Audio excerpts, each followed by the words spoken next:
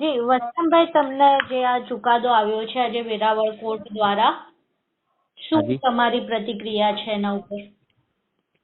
બેન, આજે 2016માં જે ઘટના બનેલી એ ઘટના બાદ પૂરા દેશની અંદર પ્રત્યાઘાતો પડેલા, રેલી, ધરણાઓ, આંદોલનો, અને અમારા સમાજના દીકરા દીકરીઓ સુસાઇડો પણ સ્વમાન ખાતર કરેલા, અને 10-10 વર્ષ ખોટા જેલમાં પણ અમારા સમાજના વ્યક્તિઓ રહેલા. એ બાદ 10 વર્ષ બાદ અમે કેસમાં સંઘર્ષ કરી અને ગઈકાલે જે જજમેન્ટ આવ્યું છે એ જજમેન્ટ એક દુઃખદાયી છે પરિવારને અને આખા દેશ માટે. આ દેશની લોકશાહીને ઠેસ પહોંચે એના માટે જજમેન્ટ આ ખૂબ ખરાબ છે, અને આરોપીને આવા કૃત્ય કરવા માટે ફરી પ્રોત્સાહન મળે, કોઈ કાયદાના ડર કે ભય વગર ખુલ્લેઆમ અત્યાચારો ગુજરવા માટેનું પૂરેપૂરું સમર્થન મળ્યું છે આ જજમેન્ટથી. એટલે આ જજમેન્ટથી અમે ખૂબ નારાજ છીએ.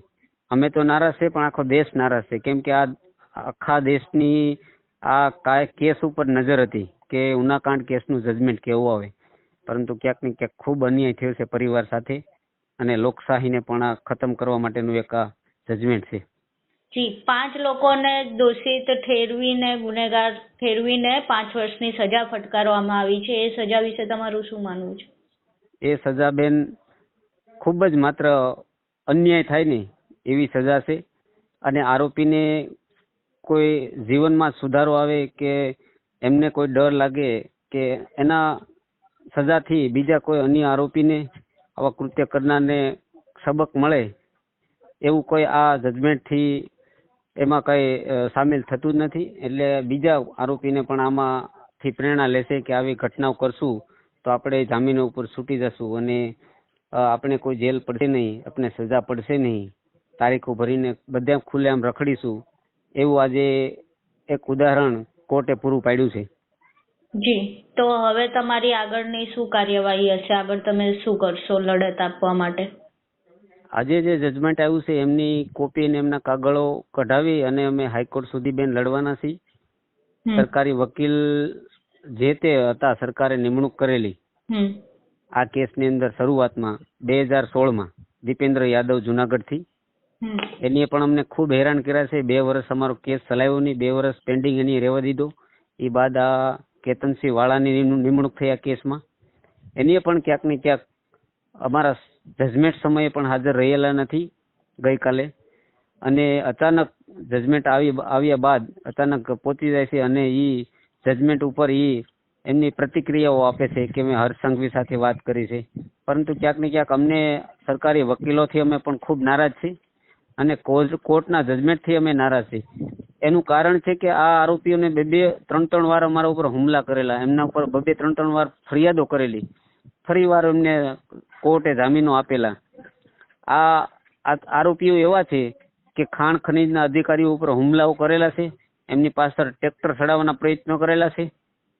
આ આરોપી એવા છે કે ખુલ્લેઆમ દારૂ વેચવા માટે માહેર છે.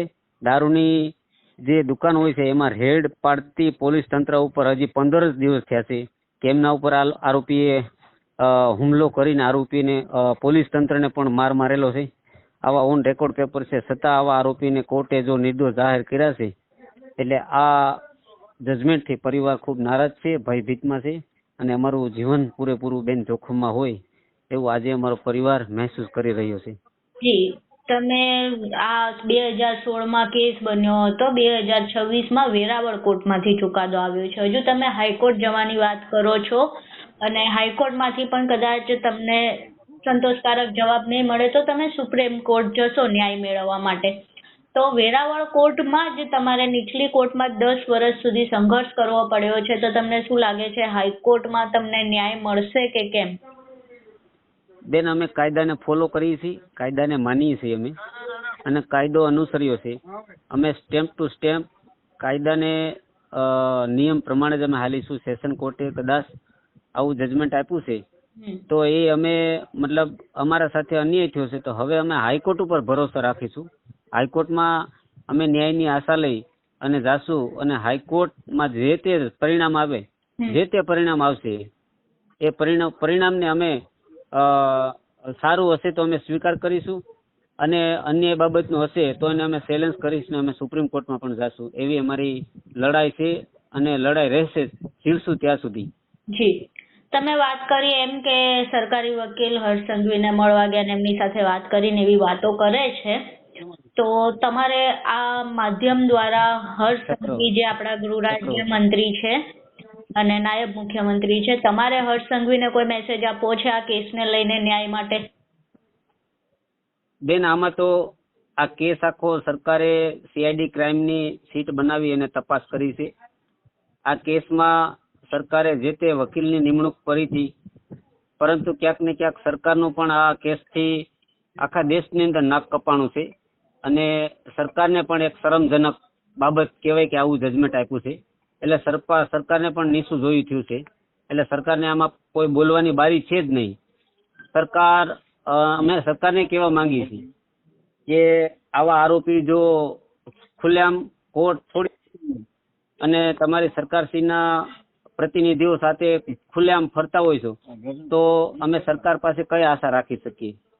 કેમ કે આ રાજકીય લોકો સાથે તમામ આરોપીઓ ખુલ્લેઆમ ફરતા જોયેલા છે, વિડીયો બનાવેલા અમે જોયા છે. એમની ઓફિસોમાં એમને ખૂબ પ્રોત્સાહન મળતું હોય એવા વિડીયો પણ અમે જોયા છે.